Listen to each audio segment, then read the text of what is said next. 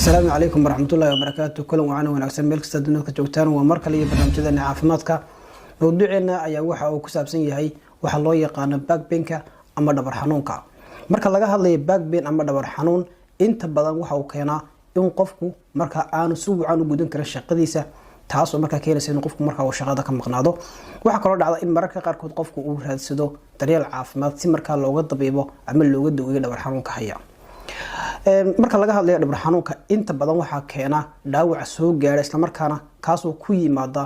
shaqo marka qofku uu qabanayo iyo sidoo kale xaalado caafimaad oo ay sababaan waxyaabaha marka caafimaad darrada qofku u keeni kara. dhanka kale marka laga hadlayo waxyaabaha inta badan keena ama loo aaneeyo dhabar xanuunka waxa kamid ah daad oo kale ama marka qofku daadiisu ay korodho waxa la sheegaa inta badan in uu dhabar xanuunku marka uu ku dhici karo. intaas marka waxay kamid tahay waxyaabaha hordhaca marka laga hadlayo dhabar xanuunka. sidoo kale marka laga hadlayo dhabar xanuunka waxa loo qaybiyaa laba qaybood oo noqonaya acute iyo chronic. acute-ku hadii aan Soomaaliya ku macneeyno wuxuu noqonayaa xaalad marka qofka ku soo booda taas oo marka inta badan qofku haysa muddo 6 isbuuc dabeetana qofku marka uu ka ladnaado ama uu ka bogsado dhabar xanuunkii. ta kale loo yaqaan chronic-ga waxa la soo jiitanta isla markaana qofka muddo waqti haysa marka qaarkood waxa la sheegay inay gaari karto 3 bilood oo kale iyo ka badan. hasa ahaatee waxa dhici karta in marka ay muddo ay noqon karto muddo sii jiitanta oo marka qaarkood qofka keenta in marka inta noloshiisa ka hadhayo dhan marka dhabar xanuunkaas uu la noolaan karo. si kastaba ahaatee waxa ay keenta arintaasi dhibaato aad u weyn oo marka qofka noloshiisa la soo dirista taas oo marka waxyaabo badan marka aan qofku qabsan karin. inta marka ka nimaadno waxyaabaha marka dhabar xanuunka keena maxaa kamid ah balse inta hor waxaan jecelahay in markaas la garanno qaab ahaan waxa uu ka sameeysan yahay waxa loo yaqaan dhabarku. dhabarka marka laga hadlayo wuxuu ka sameeysan yahay lafo waxa kale oo ka sameeysan yahay murqo waxa kale oo ka sameeysan yahay waxa loo yaqaan ligament ama seedo iyo sidoo kale waxa loo yaqaan tendons oo noqonaya carjow. waxa intaas si dheer waxa loo yaqaan nerveska ama dareen wadayaasha. waxa kale oo iyaguna marka ku soo xidhan marka xididada dhiigga qaada ee marka gaarsiiya qaabka marka uu ka koobayo dhabarku ama uu ka sameeysan yahay ayaan soo tilmaamnay. dhinaca kale marka laga hadlayo waxyaabaha sida gaarka u keena dhabar xanuunka waxa kamid ah tusaalahaan oo kale in marka qofku uu qaado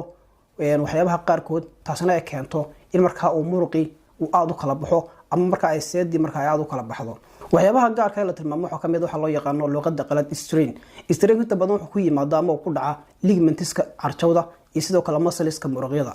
taas marka waxay keenaysaa in xaddigii loogu talagalay in ka badan muruqi iyo seedi marka ay kala baxdo taasna ay keento marka dhaawac ay keento kaasoo luqadda qalad loogu yeero tiir ama marka inay muruqu dilaaco ama marka ay seedi ay dilaacdo taas marka qofku ay ku qaado muddo marka inuu qofku soo kaban kari waayo marka xanuun aad u daran marka uu ka dareemo seedi iyo muruqi. waliba marka laga hadlayo muruqi iyo seeda waxa aad u si dhibaato badan marka qofku ka dhaawacmo waxa loo yaqaan seeda ama ligamentiga. waxyaabaha kale keena marka dhabar xanuunka waxa kamid ah hadii marka uu dhaawacmo waxa loo yaqaan diskigu. diskigu waxa weeyaan meesha u dhaxaysa lafaha marka ay ka sameeysan tahay laf dhabartu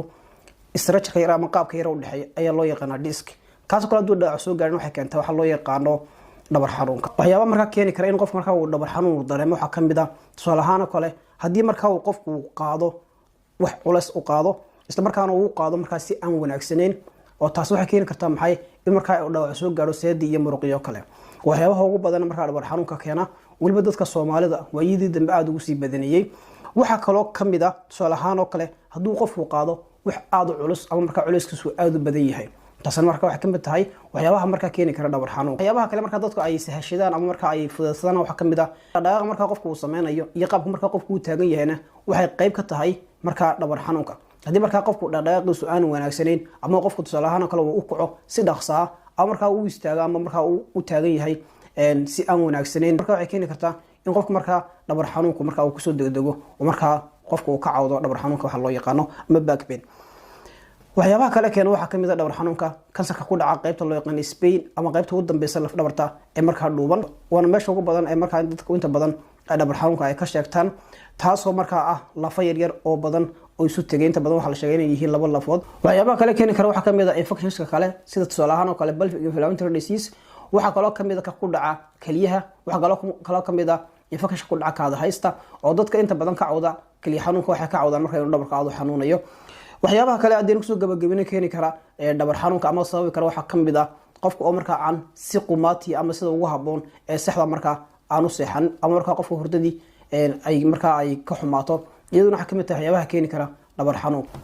marka laga hadlayo dhabar xanuunka iyo halis ugu jira ama iyo khatar ugu jira, marka laga hadlayo dhabar xanuunka waxa khatar ugu jira tusaale ahaan oo kale dadka marka iyagu shaqooyinka u baahan activity ama in marka awood ama xoog la isticmaalo iyagu ka shaqeeya. waxa kaloo kamid ah haweeneyda marka iyadu uur kale, waxa kaloo kamid ah dadka iyagu inta badan iyagu fadhiya ee marka activity ama dhaqdhaqaaq sameeyeen. waxa kaloo kamid ah dadka marka dhaqdhaqaaqoodu uu aad u hooseeyo ama marka uu aad u liito. waxa kaloo kamid ah sidaan hore soo sheegnay dadka marka da'doodu ay marka ay u intahay ama da'doodu ay korodho. waxa kaloo kamid ah marka dadka iyagu aad u buuran ama marka cayilan ayaa kamid ah. waxa kaloo kamid ah sida la xusay dadka marka iyagu sigaarka caba ama sigaar cabka ah. waxa kaloo iyaguna ku jira dadka iyagu qabta marka shaqada aad ka faraha badan leh. hadii marka qofka shaqadiisu aad u fara badan tahay iyaduna waxa ku dhici kara dhabar xanuun ama back pain baa ku dhici kara. waliba inta badan dadka uu ku dhaco dhabar xanuunku shaqadu aad u badan tahay waxa weeyaan baleeyay sida daraasaduhu ay muujinayaan dadka marka aan sida ugu haboon ama ugu quman aan marka shaqadooda aan qabanin. waxyaabaha kale marka la xusay waxa iyaguna kamid ah in qofka hidaahan family-giisu haduu leeyahay dhabar xanuun isagana marka uu ku dhici karo. waxa kaloo marka halis ugu jira dad iyagu marka xaaladahooda caafimaad marka aad u liitaan. tusaale ahaan kale dadka iyagu leh arthritis ama waxa loo yaqaan Soomaalida rheumatism-ka oo inta badan ku dhacay iskuusida lafaha ayaguna sidoo kale khatar ugu jira. iyo dadka marka iyagu qab xanuunada marka ay kamid yihiin kansarka iyo xanuunada marka muddada dheer qofku la noolaan karo. inta badan waxa la sheegaa marka la isbarbar dhigo haweenka iyo raggu in marka haweenku aad uga badan yihiin ragga marka la barbar dhigo. waxyaabaha marka keenaya waxa kamid ah leeyahay hormoneska marka isbedelaya. tusaale ahaan kale cabsida iyo warwarka iyo waxyaabaha la midka ayaa inta badan kamid ah waxyaabaha marka aadka loo xiriiriyo in marka haweenku aad uga bataan dhabar xanuunka marka la barbar dhigo ragga oo kale. calaamadaha inta badan lagu garan karo dhabar xanuunka waxa kamid ah in marka qofku uu dhabar xanuun aad u daran uu ka dareemo dhammaan meel kasta oo kamid ah qofka dhabarkiisa. taas waxay kamid tahay calaamadaha ugu horeeya ee marka in qofka dhabar xanuun leeyahay. marka qaarkood waxa dhici karta in dhabarka xanuunkaasi uu ka soo dego dhabarka dabeetana qofku ka dareemo birida oo kale. tusaale ahaan oo kale waxa kale uu ka dareemi karaa lugaha oo kale oo marka waxa faafaya xanuunkii. calaamadaha kale marka lagu garan karayo waxa kamid ah in laga dareemi karo dhabar xanuunka qaybaha kale ee jirka, taasoo marka ay ku xiran tahay neerfaha ka soo qaadaya xanuunkaas marka qofku uu dhabarka ka dareemayo isla markaana uu gaarsiinayo qaybaha kale ee jirka. marka labada calaamadood ayaa inta badan ugu muhiimsan calaamadaha lagu garan karo dhabar xanuun marka inuu qofka uu hayo ama marka qofku uu ku ogaan karo marka inuu dhabar xanuun leeyahay. siyaabaha loo baaro marka laga hadlayo dhabar xanuunka, siyaabaha loo baaro dhabar xanuunku aad bay u fara badan yihiin, balse waxaan tilmaami doonaa kuwa ugu muhiimsan. kuwa ugu muhiimsan waxa kamid ah in marka qofka laga qaado waxa loo yaqaan X-ray. X-raygaas marka waxa ku tusaya si wanaagsan qaab dhismeedkii lafta. hadii marka wax ka khaldin wax laga arkay sawirka qofka laga qaaday ee X-rayga sida marka muuqaalkan ku aragtaan.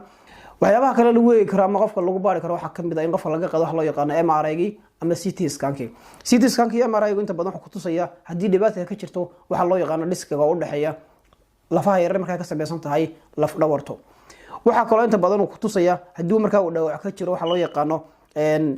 tendonski ama marka cartawdi. waxa kale ku tusaya hadii dhaawac ka jiro nerveski oo daran wadaashiya ligamentiga oo marka seedihiya iyo sidoo kale waliba blood vessels oo xididada dhiiga intaba soo ku tusay waliba soo kale murqihi iyo sidoo kale lafi. marka CT scan-ka iyo MRI-gu aad bay marka ugu horumarsan yihiin ama ugu muhiimsan yihiin marka la doonayo in la ogaado hadii dhibaato marka ka jirto qofka dhabarkiisa ama qofka marka ka cabanaya dhabar xanuunka. waxa sidoo kale la isticmaalo wax loo yaqaan bone scan. bone scan-ku wuxuu gaar u yahay in lagu eego qaabka lafuhu marka ay u samaysan yihiin iyo marka haduu jiro waxa loo yaqaan bone tumors burooyinka ka soo baxa lafaha haduu yahay kansar oo kale waxa ku tusaya waxa loo yaqaan bone scan-ka ku tusaya. marka qaabka noocaas ah ayaa inta badan loo baaraa marka laga hadlayo guud ahaan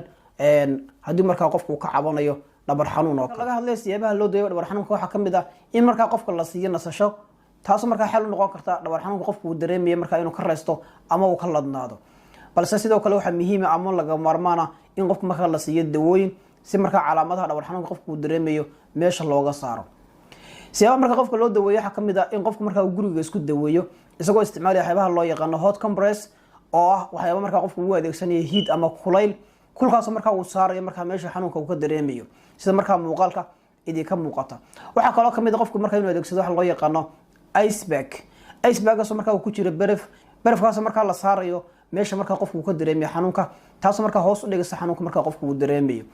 waxyaabaha kale marka qofka la siinayo waxa kamid ah dawooyinka kamid yihiin non steroid anti-inflammatory drugs oo dawooyin marka iyagu inta badan wax ka qabta ama hoos u dhiga xanuunka marka qofku uu dareemayo khaasatan marka laga hadlayo murqa xanuunka iyo marka dhabar xanuunka oo kale. waxa kaloo kamid ah marka laga yimaado isku daweynta guriga in marka qofku uu isticmaali karo sidoo kale waxa loo yaqaano boomaatooyinka ama dhiiqooyinka marka dhabarka la mariyo dawooyinka inta badan waxa ugu caansan dawada loo yaqaano lidocaine waxa kaloo qofka la siiyaa marka dawada loo yaqaano ibuprofen tusaale ahaan kale ibuprofen iyo lidocaine labada dawo waxay hoos u dhigayaan marka xanuunka qofku uu dareemayo dawooyin kale marka qofku qaadan karo waxa kamid ah paracetamol balse wayna ku jirtaa dawada loo yaqaano codeine marka dawadaas marka waxay noqonaysaa dawo iyadoo marka waxtar leh oo marka qofka ka caawinaysa ama hoos u dhigaysa dhabar xanuunka marka qofku uu dareemayo ugu dambeyntii siyaabaha looga hortago dhabar xanuunka marka laga hadlayo siyaabaha looga hortago dhabar xanuunka waxa ugu muhiimsan ee 6 qodob waxa kamid ah in qofku marka uu sameeyo waxa loo yaqaan exercise ama inuu jimicsi sameeyo jimicsigaas wuxuu ka caawinayaa in marka qofku awood yeesho isla markaana miisaankiisa uu noqdo mid marka isu dheelitiran oo marka uu qofkaas ka badbaado dhabar xanuunka iyo waxyaabaha la midka ah oo inta badan uu keeno waxa loo yaqaano cayilka ama buurnido waxa kaloo kamid ah in marka qofku qaato cunto isu dheelitiran taas uu ka heli karo waxa loo yaqaano minerals oo macdaniyaha sida calcium oo kale iyo sidoo kale fitamiinada sida tusaale kale vitamin D oo kale oo muhiim u ah marka caafimaadka lafaha waxa kaloo kamid ah in marka qofku uu joojiyo sigaar cabista inta badan waxa la sheegay daraasado la qaaday in marka dadka sigaar cabista badan marka dhabar xanuunka iyo marka xanuunada kaleba ay marka aad ugu badan yihiin waxa kaloo kamid ah in qofku marka uu istaagayo inuu istaago si qoman ama marka si toosan taasoo marka ka yareyn karta xaaladaha dhabar xanuunka waxa kaloo kamid ah waxyaabaha la soo jeediyay hadii marka qofku uu qaadayo inaanu adeegsanin in miisaanku ku dhaco dhabarkiisa si marka qofku uga badbaado dhabar xanuunka waa in qofku uu ku qaado ama uu adeegsada awoodda marka lugihiisa ama tusaale boodooyinkiisa ugu dambeyntii oo qodob muhiim ah oo dad badan oo Soomaaliyeed ay wax iska weydiiyaan inay wax ka jiraan iyo in kale waa kabaha marka laga hadlayo kabuhu hadii ay yihiin kabo marka cilmtooda dheer tahay inta badan waxay keeni karaan waxa loo yaqaan strain oo in muruqi ama seedi in ka badan xaddigii loogu talagalay ay marka kala baxdo taasoo marka keeni karta marka inuu dhaawac soo gaadho dhabarkii qofka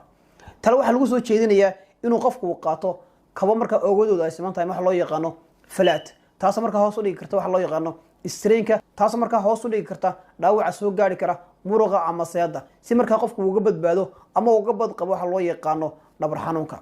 intaas ayaan kusoo gabagabeynaya barnaamijkan ku saabsanaa dhabar xanuunka oo ku mahadsantihiin daawashadiina